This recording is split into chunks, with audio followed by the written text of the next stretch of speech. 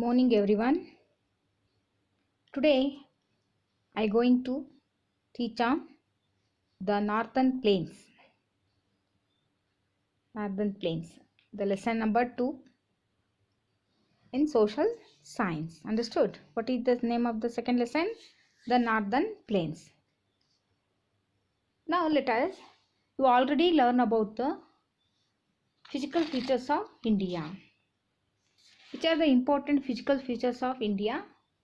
We are already learned in previous class. There are 4 physical features of India. Physical divisions of India. Which are the children's?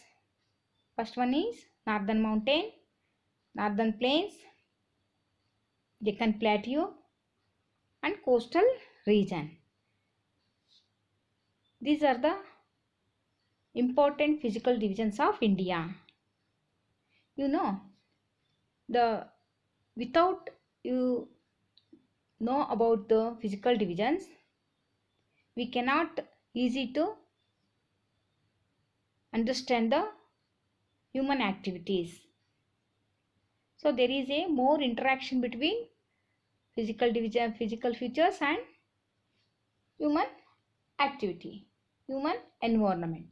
So the physical divisions are very important to study history. Understood? It is very important to know about the past things. The influence of physical features are take an important role in the human activities. So in previous class we learned about the northern mountain. Today we learn about the northern plains. Where the northern plains are situated. In this lesson we learn about the way we see the northern plains.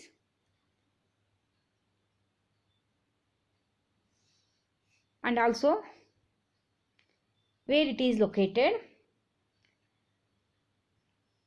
how they extend, and what is the area of northern plains. And also we learn about the origin of northern plains, how it is formed, and the importance of northern great plains, and what are the uses of northern great plains. Understood?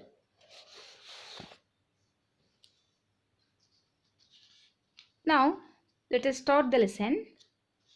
Northern Great Plains of northern India lies on the south of Himalaya. Where it is situated? Northern Great Plains of northern India lies on the south of the Himalaya. It is bounded by the Himalaya on the north and Deccan Plateau on the south. Where it is located? It is bounded by the Himalayan on the north and Deccan Plateau on the south. It stretches for 2400 km from east to west. East to west, how many kilometers? 2400. And 200 to 400 km from north to south. It covers total area 5,80,000 square kilometer. Understood? You see the map here there. Look at the map. So the green area is there on northern side, that is called the place of northern plain. Understood? So the northern mountain, the Himalayan mountain, Deccan Plateau, northern place and coastal region. So the northern Great Plain was formed by the sediments brought down by the Indo-Ganga and Brahmaputra. How the northern Great Plains are formed? The northern Great Plains is formed by the fertile alluvium deposit by the rivers flowing from the Himalaya. Northern Great Plain is formed by the fertile alluvium deposited by the rivers flowing from the Himalayas. Understood? their tributaries, and it is popularly known as Indo-Ganga-Brahmaputra plain, because these three rivers, which are the three rivers, Indus, Ganga and Brahmaputra, they are very important rivers flowing in northern plains. So it is popularly known as Indo-Ganga-Brahmaputra plain. Alluvium is a soil. It is sediment deposited by rivers or other running waters. Alluvium means it is a very fertile soil. Understood? It is very important for agriculture. Typically made up of variety of materials. Alluvium is made up of variety of materials like fine particles of silt and clay and large particles of sand and gravel. So the alluvium soil is very fertile. Indo-Gangetic belt is the most expensive expense of uninterpreted alluvium. The plains are flat and mostly treeless, making a conducive of irrigation through canals. The area is also rich in groundwater resource. Almost all the rivers flow in this area are perennial rivers. Understood? So it is help the people for agriculture. And also these northern plains are very flat and treeless. It is easy to construct the roads, dams and irrigation canals. And this area means the northern plain is rich groundwater resource. It is this extensive plain and monotonous. It is characterized by some local diversities.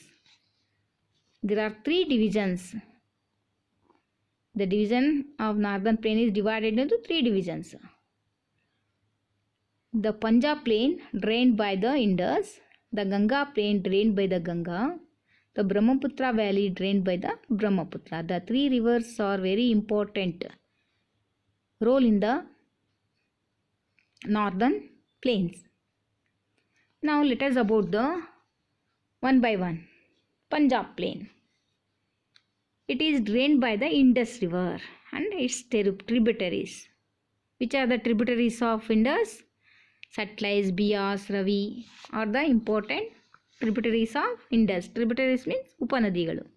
Only a part of the Indus basin lies in India. The plain slopes gently down toward the south to west. Hence the rivers flow the slope of the land. The soil is porous. Large boulders, gravel, sand and clay cover the foothills regions of the Punjab plain. They are known as Babar plain or Babar soil. The soil cannot hold water. They generate the slope towards the southwest. Its elevation varies from 2075 meters in the north and 2013 meters in the southwest and 176 meters near the Fazilka in the southwest. Understood? The Ravi, the Beas, Satluj drain only 1/4 of the area of this region. In the north, there are two climate types: humid subtropical with dry winter and subtropical steppe prevail in this region. The major part of the annual rainfall is received in the months of July, August and September.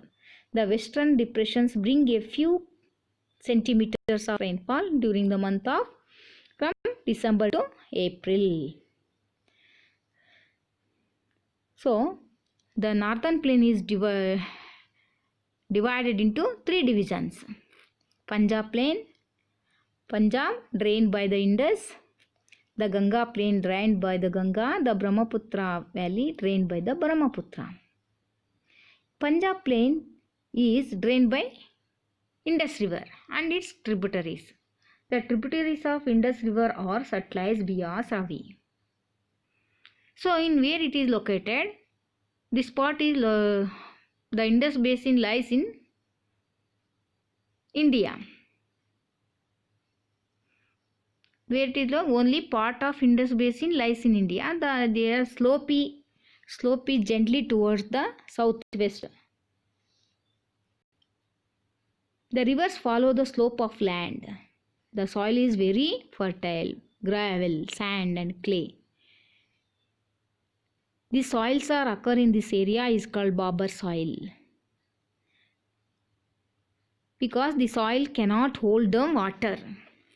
Because the slope is toward the southwest, no? Its elevation varies 275 meters in the north and 213 meters in the southeast and 136 meters near the Fazilka in the southwest. That is the elevation of plain, northern plain, especially Punjab plain. The Ravi and the Bias and Satluj drain only 1/4 of the area of this region. There are two types of climatic conditions you see in this plain. Humid subtropical plain, tropical dry winter, subtropical steppes prevail in this region. The rainfall is annual rainfall is occurs in July, August, September, and Western Depression bring the few centimeter rainfall during the month of December to April. Understood? So, I think we understand about this lesson, Northern Plains. So, I will stop this lesson. Next class I will continue this lesson. So, once again we recall this lesson. What do you learn today? Northern Plains are the one of the physical divisions of India. In this northern plain, the important rivers, which are the important rivers? Indus, Ganga and Brahmaputra. They are flow in this region. So, these rivers make the land very fertile. Why this land is very fertile? Because this northern Great Plain is formed by the fertile alluvium deposited by the rivers flowing from the Himalayas. Formed by the fertile alluviums. The soil is made up of fertile alluvium. So, and also we learn about what is the stretches of northern plains from east to west and north to south. The stretches of this plain is east to west is 2400 and north to south is 200 to 400. The total area of the northern plain is 5,80,000 square kilometer. And also we learn about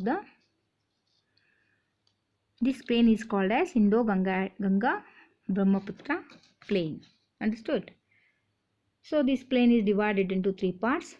Punjab plain drained by the Indus, Ganga plain drained by the Ganga, Brahmaputra valley drained by the Brahmaputra. Understood? I think all of you understand about this lesson. In next class I will continue. Till to now, take care. Goodbye. Thank you.